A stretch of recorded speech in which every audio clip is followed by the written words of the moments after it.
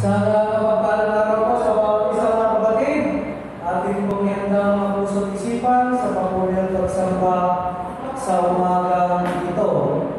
Awitin po natin ang As Nadir bilang awit ng posisyon sa palimula po ng ating pagsamba.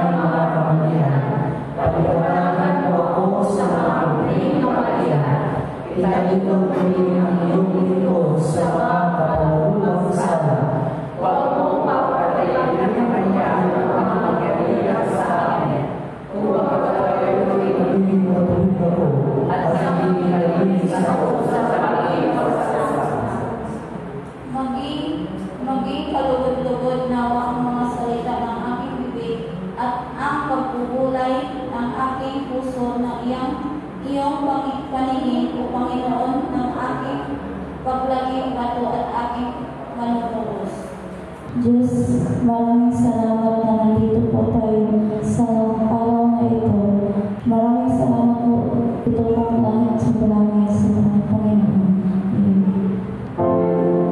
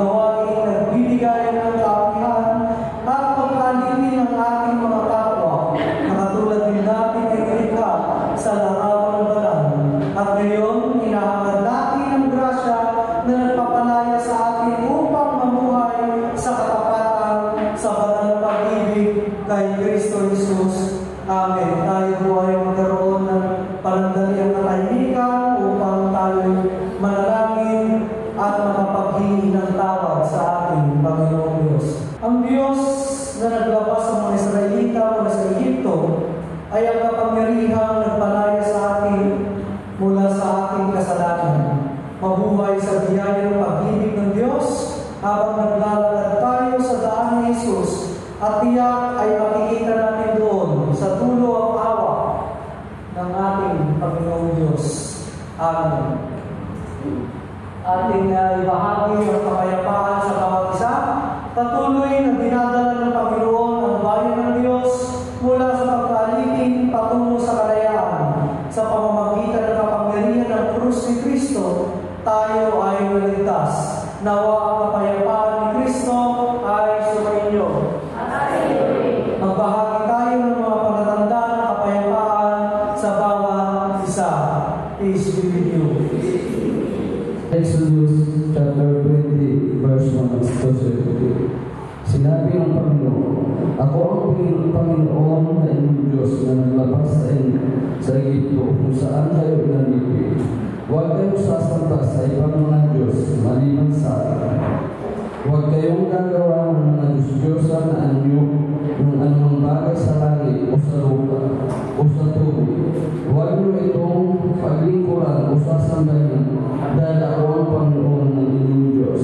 Ay ayaw naman sinasamba kayong iba. Pinaparusahan ko ang mga nagkakasala sa akin, pati na ang mga anak, hanggang ikatlo at ikaapat na henerasyon ng mga napupuot sa akin. Pero pinapakita ko ang aking pagmamahal sa napakaraming henerasyon na nagmamahal sa akin at sumusunod sa mga utos ko. Huwag niyong gagamitin ang pangalan ko sa walang kabuluhan. Ako ang Panginoon na inyong Diyos.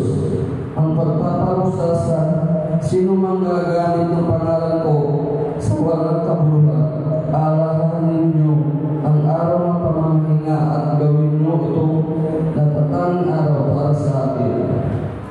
Magtrabaho kayo sa loob ng 6 na araw, pero ang 7 araw, ang araw ng pamamahinga, ay italagan niyo para sa akin. Ang Panginoon na iyong Diyos, huwag kayong magtatrabaho sa araw na iyon, pati ang iyong mga anak, mga alipin, mga hayop o ang mga dayuhan na naninirahan kasama ninyo. Dahil sa loob ng 6 na araw, nilikha ko ang langit, ang lupa, ang dagat, at ang lahat ng naririto. Pero nagpahinga ako sa 7 araw, kaya pinagpala ko ang araw ng pamamahinga at ginawa itong natatanging araw para sa akin.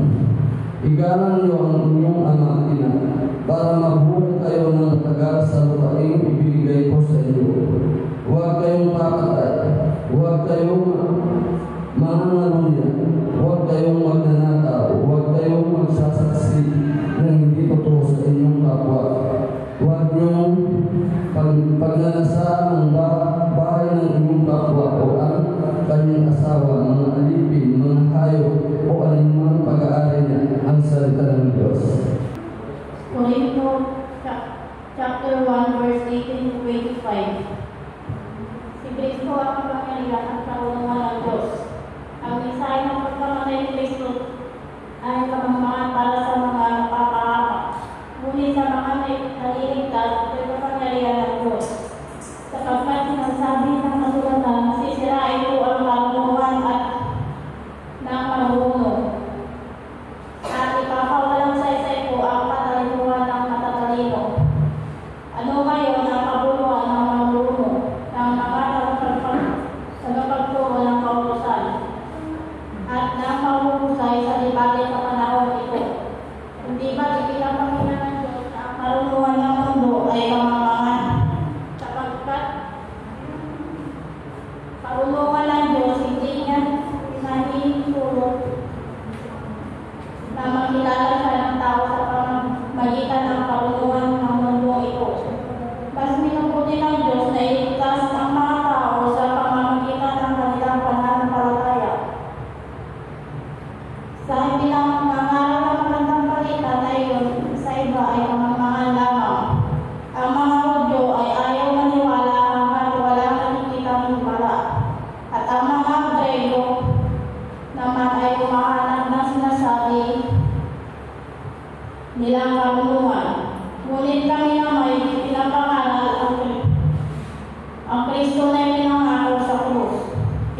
sa krus. Bagay na hindi matatanggap ng mga Hudyo at isang kamangmangan para sa mga hindi Hudyo.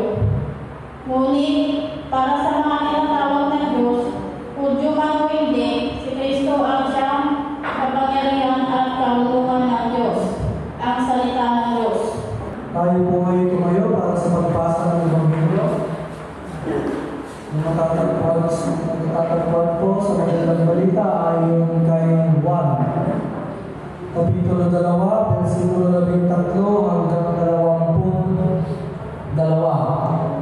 Ang pamagat ay pagmamalasakit para sa templo. Malapit na ang Pasko ng mga Hudyo, kaya pumunta si Jesus sa Jerusalem. Nakita niya sa templo ang mga nagtitinda ng mga baka, tupa at kalapati, at ang mga namamalit ng salapi. Kumuha siya ng lubid at ginawa iyong panghagupit, at ipinagtabuyan niyang palabas ang mga nagtitinda. Pati na ang mga baka at tupa, isinabog niya ang salapi ng mga namamalit ng pera, at ipinagtaob ang kanilang mga mesa. Pinagsabihan niya ang mga nagtitinda ng kalapati, alisin ninyo rito ang makahiyan. Huwag ninyong gawing palengke ang bahay ng ating Ama. Naalala ng kanyang mga lagat ang sinasabi sa kasulatan, ang malasakit ko sa iyong tahanan, matinding-matindi sa aking kalooban. Dahil dito'y tinanong siya ng mga pinuno ng Hudyo, anong himala ang maipapakita mo upang patunayang may karapatan kang gawin ito? Sumagot si Jesus, gibahin ninyo ang templong ito, at sa loob ng 3 araw ay muli ko ito itatayo.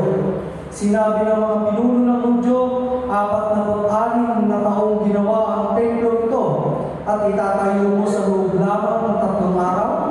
Ngunit ang templong tinutukoy ni Jesus ay ang kanyang katawan, kaya't nang siya ay muling mabuhay, naalala ng kanyang mga lagat na sinabi niya ito, at lalo silang naniwala sa kasulatan at sa mga tinuturo ni Jesus, ang mga salita po ng ating Panginoon Diyos. Ngayong linggo ay ikatlong linggo ng Kwaresma. Ang ibig sabihin po ng Kwaresma o yung Lenten season ay 40 days na tayo ay naghahanda para sa kamatayan ng ating Panginoong Jesucristo, yung Holy Week. So bago yung Holy Week, yung Biyernes Santo, doon siya namatay na po, ay tayo ay naghahanda ng 40 days. At yung Kwaresma, yung 40 days, diyan din po nagmula yung salitang quarantine. Quarantine, ibig sabihin 40. Kaya tayo ngayon mga kapatid, sa ating mga pananampalataya ay naka-quarantine tayo. Naka-quarantine tayo sa spiritual na buhay para paghandaan ang Biyernes Santo. Yung unang teksto na binasa sa atin yung sa Exodus ay ipinapakita doon yung 10 utos ng Panginoong Diyos na binigay kay Moses na susundin ng mga taga-Israelita. Sa panahon po natin ngayon, yung 10 utos na yun ay isinamarize na po ni Jesus sa dalawa. Yung mahalin mo yung Diyos ng buong puso, buong isip, buong kaluluwa at buong lakas. At pangalawa ay mahalin mo yung kapwa tulad ng iyong sarili. Pero kung nais natin mas malaman pa kung ano ba yung ibig sabihin ng pagmamahal, yun po yung 10 utos. Paano mo mamahalin ang Panginoong Diyos? Huwag kang magkakaroon ng Diyos maliban sa akin. Ano pa? Yung Sabbath day, yung day of worship ay igagalang mo, ibibigay mo sa Panginoong Diyos yun. Meron kang 6 na araw para magtrabaho, yung 7 araw, yun ang ibibigay mo sa Diyos. Sa Israelita, yun ay araw ng Sabado. Sa mga Kristiyano, yun ay ang araw ng Linggo. Kaya dapat ang Linggo, mga kapatid, inaalay natin yan para sa Panginoong Diyos, sapagkat yun ay nagpapakita ng pagmamahal mo sa Diyos. Ano pa? Huwag kang gagawa ng kahit anong imahe. Alam ko ninyo yun, do not make any images. Tapos huwag mo silang yuyukuran, huwag mo silang sasambahin. Panginoon po yung nagsabi nun mismo direkta, huwag kang gagawa ng imahe. Kaya tayo mga kapatid, kahit yung cross na yan, huwag mo yuyukuran yan. Ang yuyukuran mo, yung Panginoong Kristo. Ano po? Ito ay magpapaalala lang sa iyo ng kamatayan ni Jesus, ng pagkabuhay ni Jesus. Pero yung kahoy na yan ay kahoy po lamang yan. Huwag niyo pong sasambahin at tuyukuran yan. Ang sasambahin at tuyukuran niyo ang Panginoong Diyos. Kaya nga po, hanggang maaari, tanggalin ninyo lahat ng imahe sa inyong mga bahay-bahay. Yung mga images, yung mga estatwa. Sinabi na nga ng Panginoong Diyos na huwag tayo magkakaroon ng gano'n. Minsan, pasaway tayo. Minsan, yung tradisyon, yung kultura ng sinaunang panahon na mali yung aral, yun pa rin yung ginagawa natin ngayon. So, we are heavily discouraged. Wag na wag, please lang na magkaroon ng anong imahe. Sapagkat ang pananampalataya natin mga kapatid ay hindi nakabase sa mga imahe, sa mga nakikita nyo. Yung pananampalataya natin ay sa mga bagay na hindi nakikita tulad ng ating Panginoong Diyos kay Kristo Jesus. Amen po. Amen. Tandaan natin yun. Kaya unang 5, kung hindi ako nagkakamali, sa 10 Commandments ay patungkol sa ating Panginoong Diyos lahat yun. Ano pa ba yun? Huwag mong gagamitin ang pangalan ng Diyos sa walang kabuluhan. Yung mga nonsense, yung mga God damn it, alam niyo mga gano'n na salita. Huwag natin gagamitin yun sa mga nonsense kasi banal na. Banal ang God. Kaya wag nawa pipigilan po natin. Tapos yung sumusunod na 5, ika-6 ng maging 10, yun ay para sa ating kapwa na nagsisimula sa ating mga magulang. Igalan mo ang iyong ama at ina ay para sagot ka. Kaya yung number 1 na gagawin mo, kung para mahalin mo, kung ipakita mo yung pagmamahal mo sa iyong mga magulang, sa iyong kapwa, igalan mo ang iyong ama at ina. Kasi pagka hindi mo ginagalang, kapastosan yun sa Panginoong Diyos. Kaya, yung mga sunod-sunod doon, ay huwag kang magnanakaw, huwag kang titingin ng may pagnanasa, huwag kang magchismis. Huwag kang magsasabi ng mga bagay na hindi naman totoo sa iyong kapwa. Di ba yun? Do not bear false witness against your neighbor. Saan ba nagsisimula yun? Sa chismis. Chismis. Kaya iwasan po natin yun. Bawal na yun ang ating Panginoong Diyos. Yun ang ipinapakita natin mga kapatid para may isabuhay natin yung pagmamahal natin sa kapwa. Kasi kung hindi natin kayang mahalin ang ating kapwa, lalo-lalo hindi natin kayang mahalin ang ating Panginoong Diyos. Kasi ang Panginoong Diyos, hindi natin nakikita. Tapos yung kapwa natin, nakikita natin. Kaya dapat, unahin natin matutunang mahalin yung mga bagay na nakikita natin ng kapwa. Nang sa gayon, ay makayanan natin mahalin ang Diyos na hindi natin nakikita. Amen. Yan ang kailangan. Yun ang love na sinasabi ng ating Panginoong Jesucristo. Ngayon, kung bakit yun ang binasa sa Genesis, bumalik siya. Bumalik yung ating lectionary sa Genesis dahil sabi natin tayo ay naka-quarantine. Ano po? Magkaroon tayo ng reflection sa buhay natin. Magre-reflect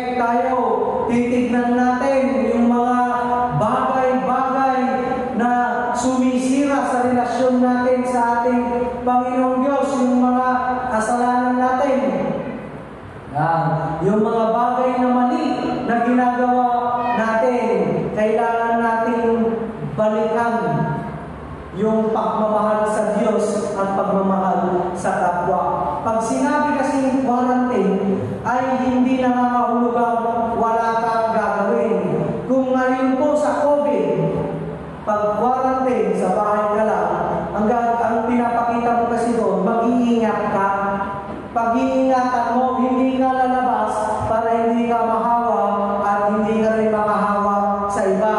Mayroon kang gagawin. Kaya dito, sa quarantine natin, sa ating pananampalataya, may gagawin din tayo. Yun yung reflection. Ano po? Mag-reflect tayo. Balikan natin yung 10 utos. Kasi shortcut na, sinamarize na ni Jesus yung 10 utos sa pamamagitan ng salitang love o ng pagmamahal. Para mas malaman pa natin, nandun po yun sa Exodus 20. Picturean nyo na mga kapatid. Chapter 20 verses 1 to 17. Ngayon, tatalon muna tayo dito sa John 2, chapter 13, verse 22. Ito yung istorya na kung saan pumunta si Jesus sa templo. Nakita niya ang dami nagtitinda ng mga hayop, nagpapakita ng salapi, naging palengke yung bahay-sambahan. Ano po? Kaya nagalit siya, kumuha siya ng tali, tapos ginalat-galat niya, nagalit siya, bakit niyo ginawang palengke ang bahay ng aking ama? Kaya ngayon mga kapatid, unang-una kasi ang nais na ihatid ng teksto na yan ay gusto ng Panginoong Diyos nakafocus ka sa Kanya.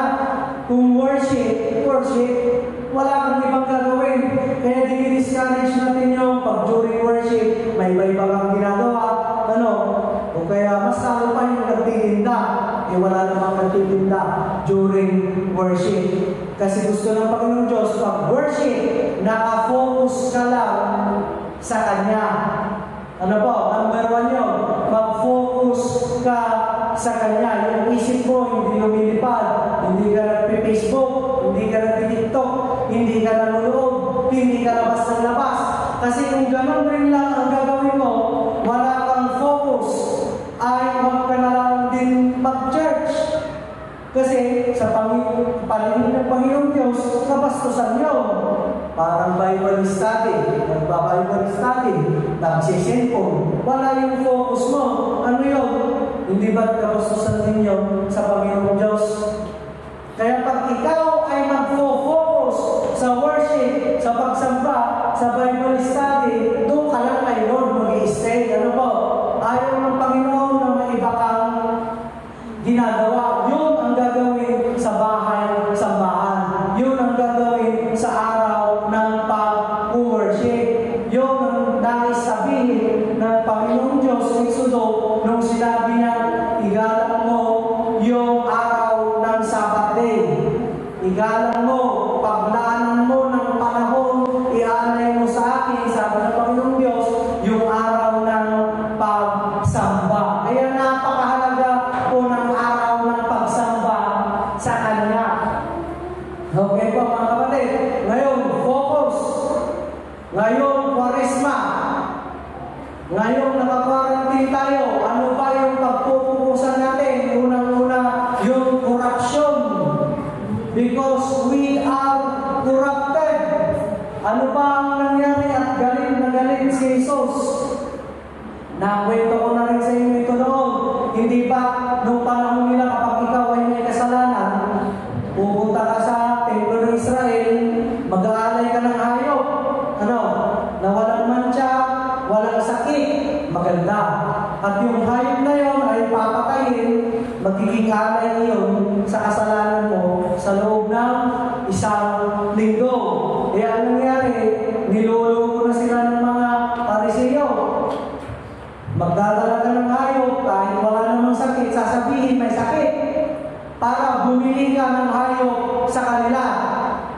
Kaya itong mga Pariseo na ito, imbis na nakafocus sa worship, sa pagpapalago ng pananampalataya ng buong Israel, kasi yun ang pinakatrabaho nila, yun ang ministry nila, yun ang dahilan kung bakit sila naluklok sa sa posisyon nila ay unti-unti nang nagbago. Napunta na sa pag-generate ng pera. Akalain mo yun, yung bahay sa bahan, ginawang palengke. Siyempre po, may kita doon yung pariseo. May kita doon yung templo. May tax, may porsyento. Tapos, may sarili ding hayop, yung pariseo, may binibenta nila. Wala na. Isipin niyo mga kapatid, itong side na to, nag-worship. Tapos, sa bandang likod, mayroong nagpapalitan ng pera. Anong mararamdaman ng mga nag-worship sa harap? Meron doon, dito! 1 kilo, lapo-lapo! 400 na lang! May nagsisigawan lang. Di ba mawawala yung focus mo?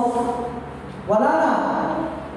Hindi. Yung puso mo, wala na sa pagsamba. Kasi naririnig mo yung mga walang kakwenta-kwentang bagay sa likod na sumisira doon sa environment, lalo na yung lugar nila, place of worship. Anong nangyari mga kapatid sa mga pariseo? Kung bakit nagalit si Jesus, corrupted na sila. Nasira na yung pinaka-ministry nila. Nasira na yung place of worship. Nasira na yung bahay, sambahan. Nasira na yung mga nag-worship doon. Hindi na nakafocus sa worship. Sirang-sira na rin yung mga ginagawa nilang pagsamba para sa ating Panginoong Diyos. Corruption. Tayo, meron pa rin tayong ganun kahit Kristiyan tayo. Sira na kasi tayo sa loob. Sira rin tayo sa pag-iisip. Kaya bagamat alam natin isang bagay mali, ay ginagawa pa rin natin. Kasi sira na, kaya nagagalit ang Panginoong Diyos dyan. Ayaw niya yan. Nagwala nga si Jesus eh. Akalain mo yung tinda ng iba, ginano niya. Di nasira yung lalagyan nila, yung mga pera ng kalat-kalat. Hindi naawa si Jesus doon sa mga tao naghahanap buhay ngayon. Kasi nga, binabastos nila ang bahay sa bahan ng kaniyang ama. Kaya kung mali talaga ang ginagawa mo at ipinipilit mo pang tama yung maling ginagawa mo, hindi ka binibigyan ng awa ng Panginoon Diyos yan. Kasi pride yan. Sa mga maling gawa na patuloy pa rin ginagawa, hindi naaawa ang Diyos sa'yo. Magagalit pa nga ang Diyos sa'yo. Ang mahirap pag nagwawala rin siya sa galit niya sa'yo ay manginig ka na, matakot ka na sa mga pwede niyang pagdidisiplinang gagawin sa buhay mo. Kaya tayo mga kapatid, sa Kwaresma, sa quarantine natin ngayon, magre-reflect tayo, magfo-focus tayo sa mga corruption natin sa buhay. Ano po? Ano ang susunod pag tayo ay nakapag-focus na sa mga corruption, nakapag-reflect tayo sa corruption, ay kailangan meron tayong action na gagawin. Action.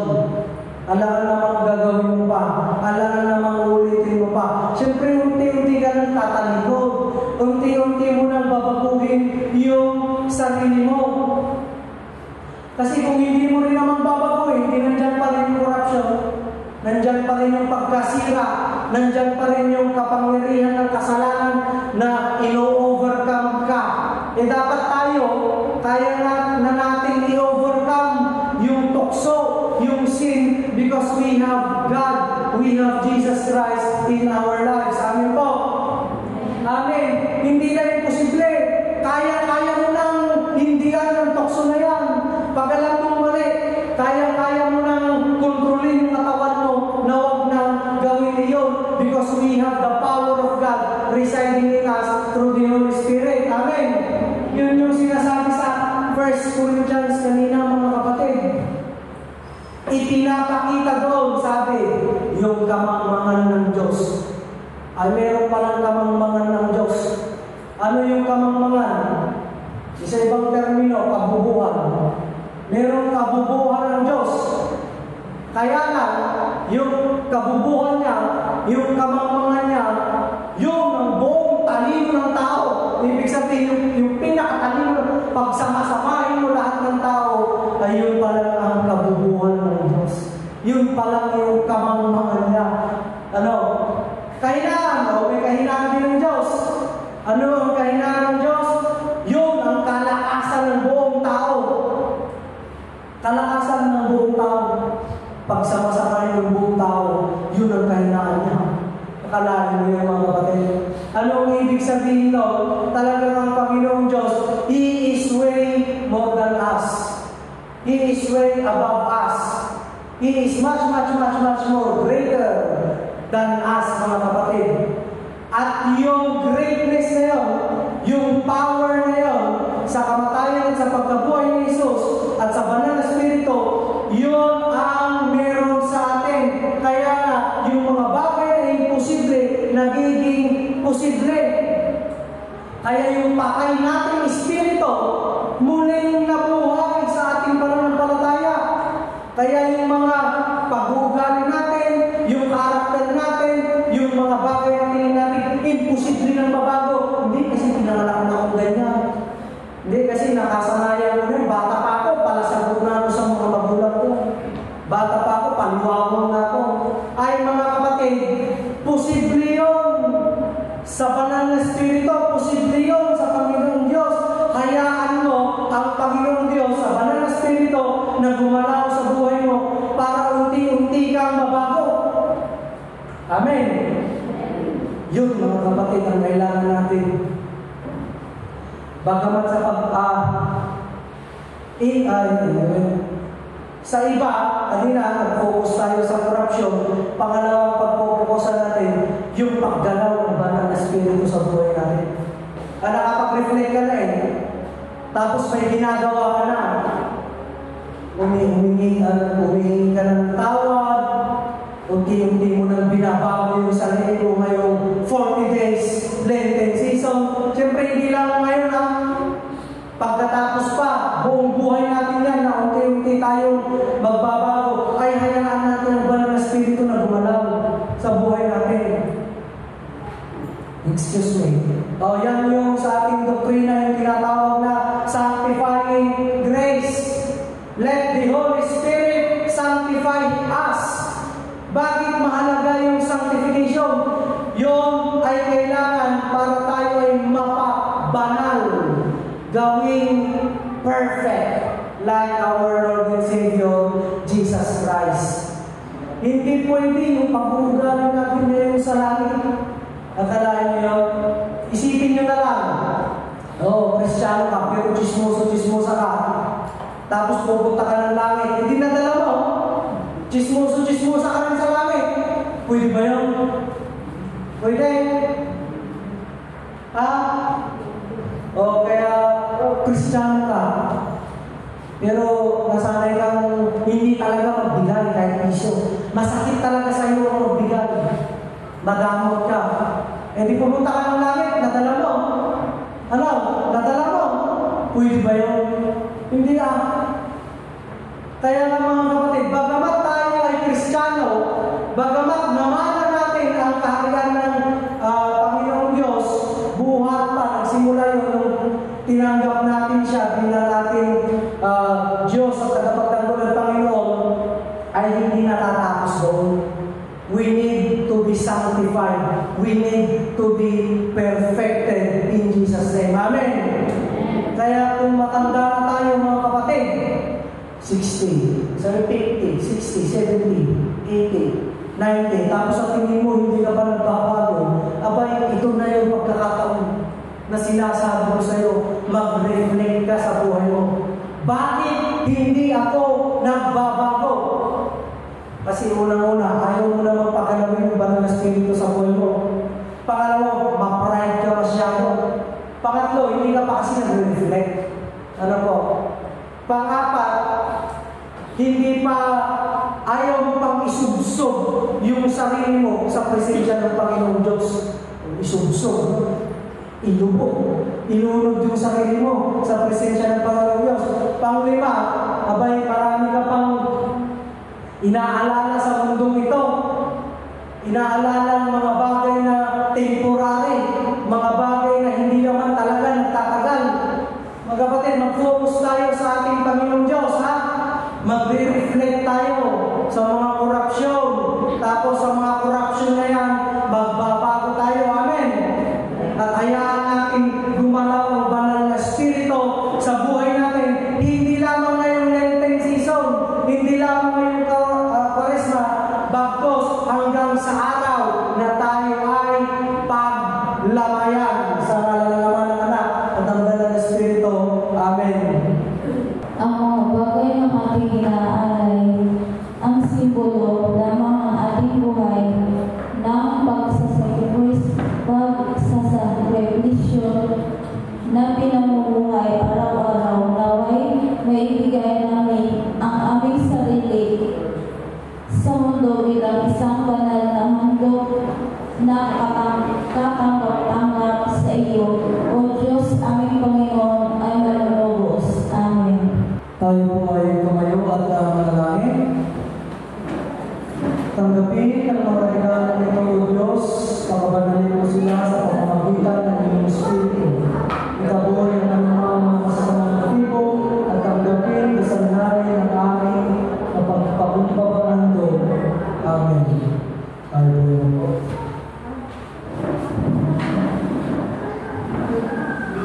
Tinatawagan ko po si Ate Susan at si Ate Marian dito po sa harap. Ngayong panahon ng Kwaresma, mga kapatid, tulad nga po ng ating nabanggit kanina, ay kailangan natin magkaroon ng refleksyon sa ating mga buhay.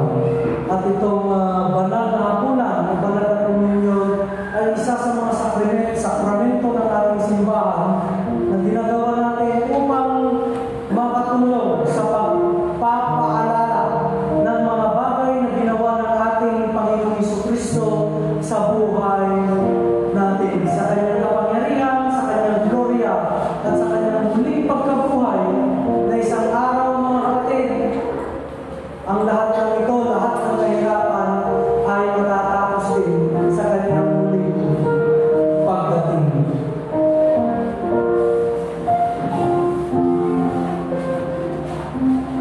Sumainyo ang Panginoon. Purihin at sambahin ang Panginoon. Awitin po natin ang The Lord's Prayer. Tayo po natin kamayo.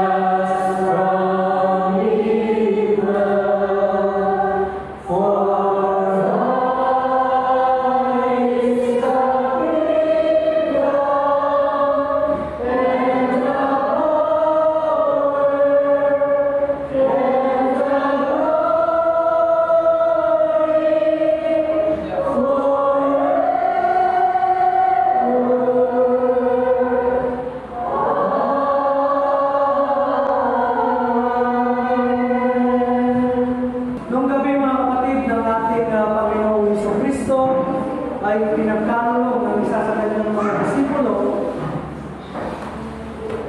At nung gabi mga yon na sila ay nagkasalo-salo para sa kanilang huling hapunan bago hulihin ang ating Panginoong Jesucristo at dalhin sa kanyang kamatayan,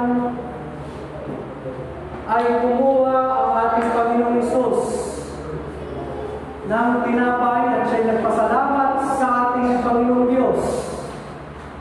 Kanya itong hinati at sinabi, ito ang aking katawan. Ang katawan po ng ating Panginoong Jesucristo ang sumisimbolo sa tunay na iglesia na kinabibilangan ng sino mang sasampalataya sa kanyang banal na pangalan. Binigay niya ito at sinabi, kunin ninyo, kainin ninyo, at ako inyong alalahanin.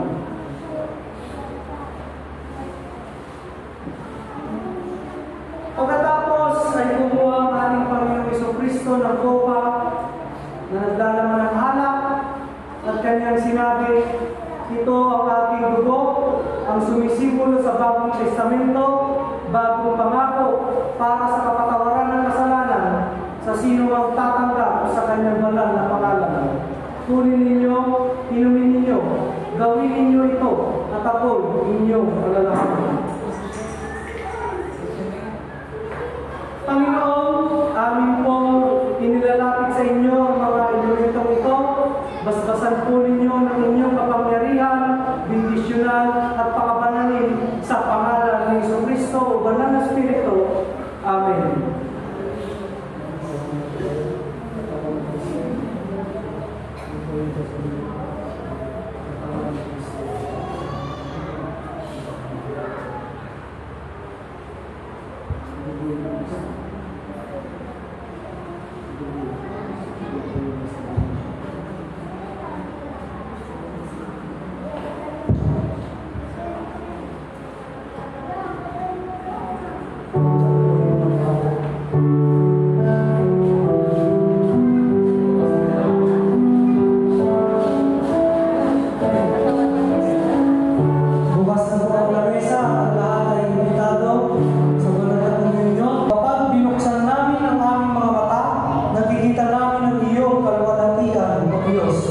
Ipinahayag ng araw, buwan at mga bituin ang iyong kadakilaan.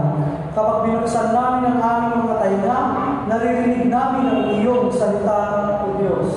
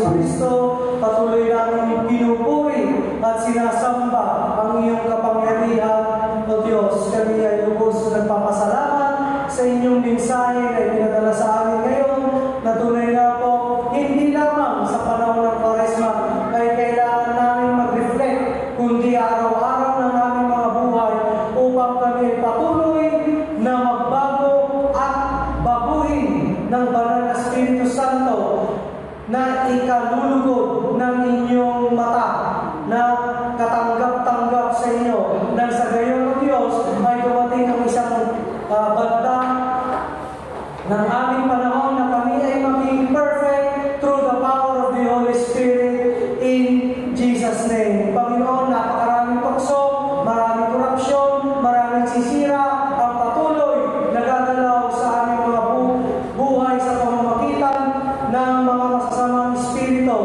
Ngunit, Panginoon, naway ang inyong kapangyarihan, ang inyong ngalan ang siyang manaig palagi sa aming mga buhay. Salamat po sa pagkakataon sa panahon ito, sa inyong mga tinawag ng mga kaluluwa upang makapakinig at mapaalalahanan ng inyong salita na ang pagiging Kristiyano ay dapat araw-araw ay sumusubsob sa presensya ninyo. At itong mga salita ninyo ang siyang pagkain ng aming mga espiritual. Salamat po sa mga tinawag ninyo at sa mga bisita po at ngayon lamang na nakadalo at sa mga hindi pa sanay na dumalo at ay kami rin ay lubos na nagpapasalamat sapagkat tinawag niyo po, tinapik ninyo ang kanilang mga puso nang sa gayoy dumalo sa inyong bahay, sambahan. Panginoon, ang lahat ng ito ay binabalik namin sa matamis na pangalan ng aming Panginoong Diyos, sa Ama, sa Anak, at sa Banal na Espiritu, sa pangalan ni Jesucristo. Amen, Amen, Amen. Ipinapahayag natin na si Kristo ay pinako sa krus, isang hadlang sa ilan, ngunit sa mga tinawag, si Kristo ang kapangyarihan at ang karunungan ng Diyos para sa kahangalan ng Diyos ay mas pantas kaysa sa karunungan ng tao, at ang kahinaan ng Diyos ay mas malakas kaysa sa lakas ng tao. Kaya sa inyong pagpunta at sa pag-alis sa bahay-sambahan na ito, ay ating itaas ang mga nasirang puso at tumayo ulit kasama ng itinako na si Kristo Jesus. Mahalin natin ang Diyos ng buong puso, buong isip, buong espiritu at buong lakas, at mahalin din natin ang